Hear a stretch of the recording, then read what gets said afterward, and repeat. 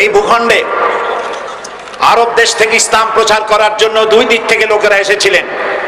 যারা স্থল পথে এসেছিলেন দ্বীনের দাওয়াত নিয়ে, তারা প্রবেশ করেছিলেন পাকিস্তানের খাইবারের গিরিপথ থেকে। আর যারা নৌপথে এসেছিলেন তারা সমুদ্রের ভিতর থেকে এসে চট্টগ্রামের মাটিতে সর্বপ্রথম নারায়ে তাকবীর আল্লাহু আকবার আওয়াজ তুলেছিল এই জমিন থেকে। এবং এই চট্টলার জমিন হচ্ছে সেই জমিন যে জমিনে পাকিস্তানের শোষক নির্যাতক সরকারের বিরুদ্ধে এই জমিনের উপর থেকেই শহীদ প্রেসিডেন্ট জিয়াউর রহমান মহান স্বাধীনতার ঘোষণা দিয়েছিলেন।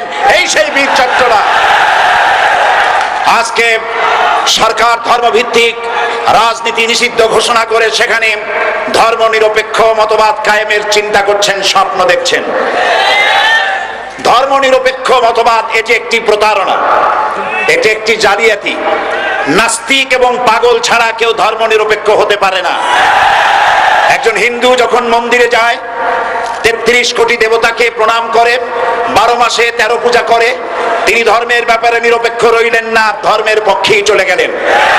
একজন শিখ যখন মাথায় পাগড়ি পরেন, হাতে লোহার বালা পরেন, গুরুদুয়ারায় যান, তখন ধর্মের ব্যাপারে নিরপেক্ষ রইলেন না, ধর্মের পক্ষেই চলে গেলেন।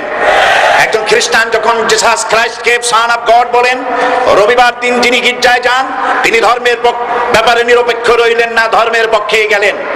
বাংলাদেশের মাননীয় প্রধানমন্ত্রী শেখ হাসিনা যখন মক্কা শরীফে যান, মদিনায় যান, আর যখন মাথায় হিজাব পরেন, বোরখা পরেন, উমরা করেন, তেলাওয়াত করেন, নামাজ পড়েন, তখন তিনি আর নিরপেক্ষ রইলেন না, ধর্মের পক্ষেই রয়ে গেলেন। কাজী তার মতো একজন লোক যখন ধর্মের নিরপেক্ষের কথা বলেন, তখন রীতিমতো বাংলাদেশের 16 কোটি মানুষের সাথে প্রতারণা করেন। আল্লাহর প্রতি অবিচল বিশ্বাস এবং আস্থার কথা বলেছিলেন শহীদ প্রেসিডেন্ট জিয়াউর রহমান, সেটাকে মুছে ফেলে দিয়ে উনি সেখানে এমন এক আইন মন্ত্রী দিয়েছেন, আমি বলি আমার ভাষায় সরকারকে ভূতে ধরেছে।